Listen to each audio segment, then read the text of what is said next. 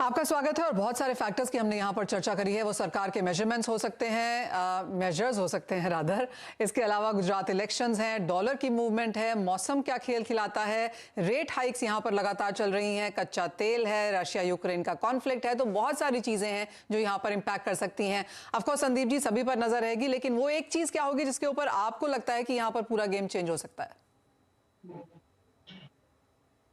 देखिए, अभी Indian monsoon की क्या सिचुएशन है, मानसून विड्रॉवल क्या है, ये बहुत इंपॉर्टेंट फैक्टर है हमारे सामने।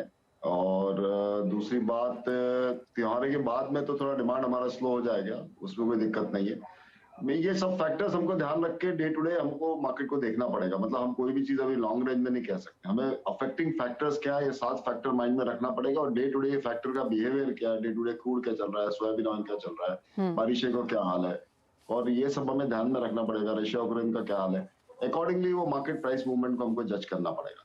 तो उस तरीके से हम ये हमारे लिए फैक्टर्स आइडेंटिफिकेशन बहुत इंपॉर्टेंट है, जो आज आपके पैनल ने आइडेंटिफाई कर दिए। तो सब ऑडियंस को ये फैक्टर 5-7 माइंड में रख के डे टू डे मार्केट को पढ़ना चाहिए, देखना चाहिए। ऑटोमेटिक उनको जजमेंट समझ में आएगा और मार्केट से मुनाफा कमा सकते हैं। तो एक बात तो तय है कि तेजी यहां से बाजार में खत्म हो गई है। क्या यहां से और गिरावट है, और कितनी और क्या रेंज बन सकती है, उसके ऊपर ऑफ कोर्स हमारे पैनल ने यहां पर बात की है। दुर्लभ जी, सिर्फ खाने का तेल नहीं, क्योंकि एक जो रीसेंट कॉमर्स मिनिस्ट्री की रिपोर्ट आई है उसके हिसाब से 11 एसेंशियल कमोडिटीज में 2 से 9% की गिरावट हमने पिछले 1 महीने में आते हुए देखी है। फिर वो पेरिशेबल्स हैं, पल्सेस हैं, दालें हैं, चीनी भी उसका एक भाग रहा है। आप क्या कहेंगे कि फूड इन्फ्लेशन जो is behind us is the worst behind us? बिल्कुल, food inflation the worst is behind us. लेकिन एक फैक्टर है, मुझे पिछले हफ्ते पूछा गया कि what will it take to turn you bullish on palm, और मेरा जवाब था ओनली वन फैक्टर। वो फैक्टर है La Nina in South America. अगर बहुत खतरनाक ला नीनिया हुआ और साउथ अमेरिका में सूखा पड़ा, तब ये पूरा पैनोरामा चेंज हो जाता है।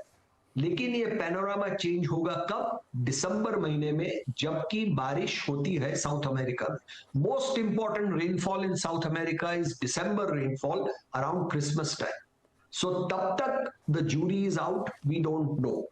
ला नीनिया है, लेकिन वेदर फोरकास्टर हमें कहते हैं कि ये ला नीनिया, ये तीसरे साल का ला नीनिया है, लेकिन ये सबसे वीक ला नीनिया है। पिछले 2 ला नीनिया इससे ज्यादा जोर में थे, और ये ला नीनिया खत्म हो जाएगा दिसंबर के अंत में या जनवरी की शुरुआत में।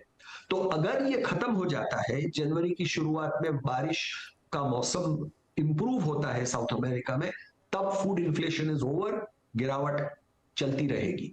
लेकिन अगर ये ला नीनिया खतरनाक हो गया और साउथ अमेरिका में, यानी कि सदर्न ब्राजील और अर्जेंटीना में सूखा पड़ा, तब ये पैनोरामा बिल्कुल बदल जाता है।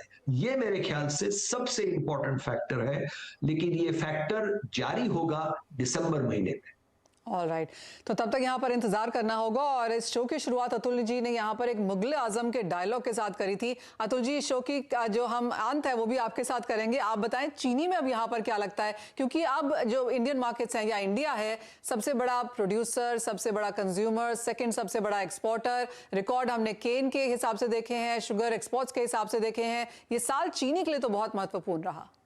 डेफिनेटली इस बार अभी तक के जो बरसात भी हुई है, जो शुगर प्रोड्यूसिंग स्टेट्स हैं अपने यहाँ, तो उससे तो लगता है कि भगवान भी अपने, इंद्रदेव भी इंडियन ही हैं। क्योंकि जहां तक कर्नाटक का सवाल है, या महाराष्ट्र का सवाल है, या यूपी का सवाल है, सब जगह केन का जो अभी तक का जो रिजल्ट्स आ रहे हैं वो बहुत अच्छे आ रहे हैं।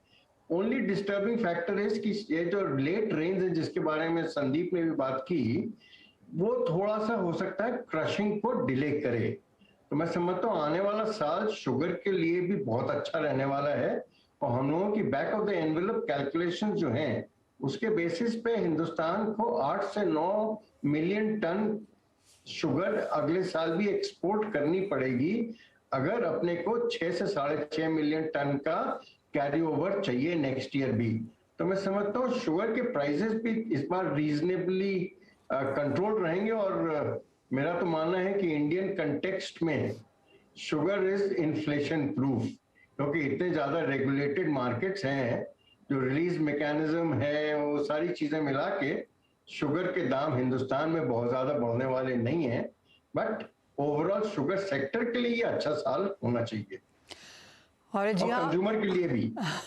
कंज्यूमर जैसे कहा गया जी हाँ, उनके लिए काफी बेहतरीन साल ये रह सकता है। और जैसे संदीप जी भी पहले कह रहे थे कि हाँ, चाहे वो मिठाई है, नमकीन है, ये खाने पीने के लिहाज से चाहे खाने का तेल है, चाहे चीनी है, सभी का योगदान यहाँ पर काफी बेहतर रहा है। इंडस्ट्री ने, सरकार ने यहाँ पर इंश्योर किया है कि प्राइसेस कम रहें, तो फेस्टिविटीज के हिसाब से ये काफी स्ट्रॉन्ग डिमांड लोअर प्राइसेस के लिहाज से एक पॉजिटिव रह सकता है। बहुत शुक्रिया। जैसे आप बार बार कहते रहते हैं एक दूसरे को दोस्त एंड भाई, तो एक पैनल पे आप तीनों को देखकर यहाँ पर काफी अच्छा लगा। दौरभ जी, संदीप जी, अतुल जी, बहुत शुक्रिया साथ में आने के लिए और उन सभी पहलुओं पर इतने इत्मीनान से, इतने समझाने वाले तरीके से हमारे दर्शकों से बात करने के लिए। आप सभी को सभी त्योहारों की बहुत बहुत शुभकामनाएं। नमस्कार।